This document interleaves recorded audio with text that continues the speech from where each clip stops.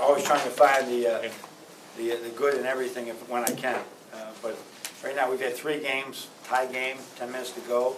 We had to make foul shots. We had to make plays in the midst of the game.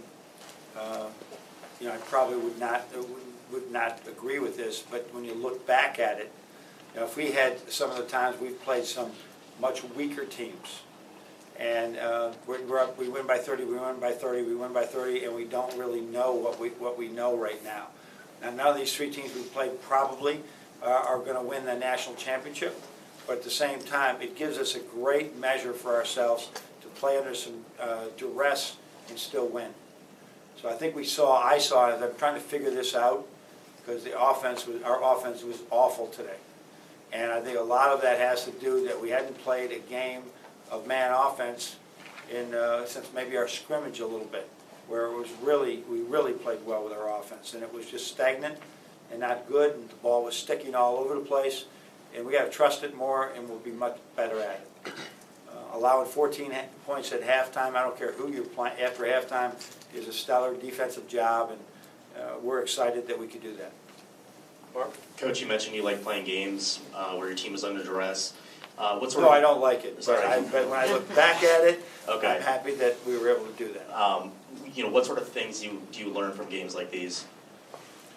Games like this right now, we need to really understand, you know, and work at what makes offenses click, right? What makes offenses click, and it's not clicking right now because the ball's sticking. We got to move the ball. We got to move the ball and just trust what it does. Andrew? And if you look, once again, if it was a bad team, Doc Sadler plays really good defense. His teams, no matter where they've been, if it was a bad defensive team, it wouldn't have exposed that. The 20-1 run came with 2 reserves in the game. Yeah. I guess what did you see from that lineup? Well, John was both times. John, if you take the run we went on when John was in the first half too, I think it was good.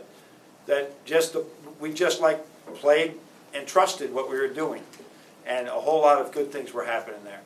But you know, when our big man's rolling to the basket, he can get rebounds, right? And so that's what John was able to do. Ethan? Before a nice run to end the game, the team is 4 for 18 from behind the line. Is Yep. that a matter of the day, an early season struggle? What do you attribute that to? We, you know, we haven't shot the ball well yet, so I see that as being good news because I think we can really shoot. I don't know if we got the Stauskas Hardaway type of volume success out there that we've had before, but I don't think we're a bad shooting team. But we're going to make threes, and but sometimes I don't think we're taking bad ones. I think we're trying to hunt them sometimes when they don't need to get hunted, that they'll just come within our offense or within the fast break. Back middle. Starting midway through that second half, you guys seemed to switch every single ball screen, save for the ones where Teskey was involved, on Tyree Griffin. How come you guys made that change so late when he was exploiting you guys a little earlier? We did that the entire game. And we switched every ball screen except with the 5-man. What you might have saw in the at shot clock time, we switched even all five with the 5-man the first half. We decided the second half not to do that because it was isolating. Remember the last play we changed this in the first half. We put Isaiah on him on the switch, and he still scored. We wanted to see Muhammad or Xavier Duran in front of him all day long when we could. Ethan? What changed with Duran tonight, especially in that 10-minute run when you guys went ahead? I think you know what I like about Duran right now. He understands that probably we're not known for defense, but we're not going to play guys if they're not going to really guard the ball and buy into all of it, right? Unless they're have an incredible skill set at the offensive end. So he's got to be able to really go out and guard and guard and guard.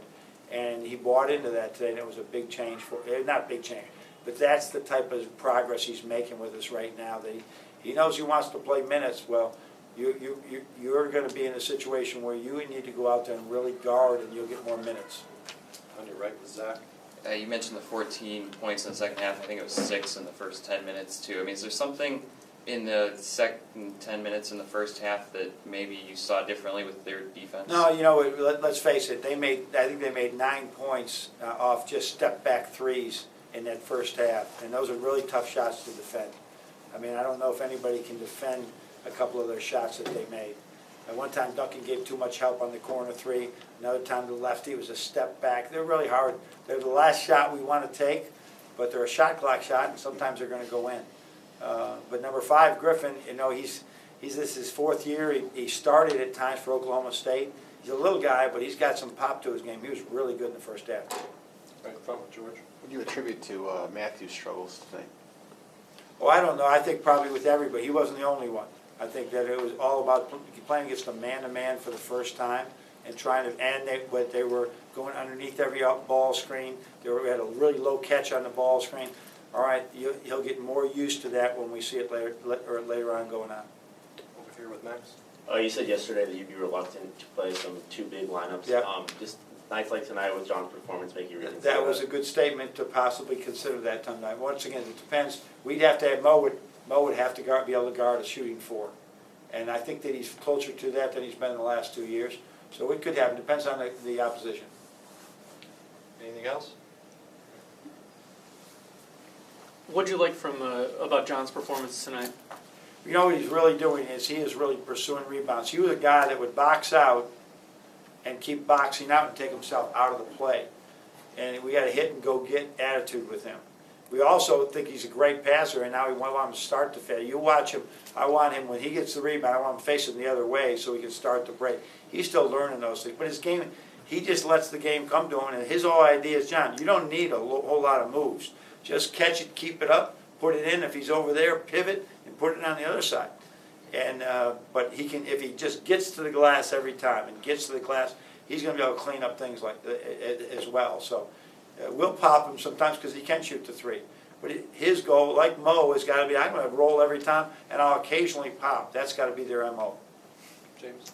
John, you guys head out to Maui tomorrow. I mean, how beneficial for a young team can that early season tournament be? Yeah, we set this up to be, like a 6-team tournament here. So now we're trying to, we won our Sweet 16 game. Now we're trying to win an Elite 8 game to go to the Final 4. So LSU is a talented team, and but we do have long flights tomorrow. Get some rest on those. Saturday will be a little bit of more rest. Sunday, get ready and play 3 in a row. So I don't know how we're going to do out there, but I do know that we'll get better no matter what happens.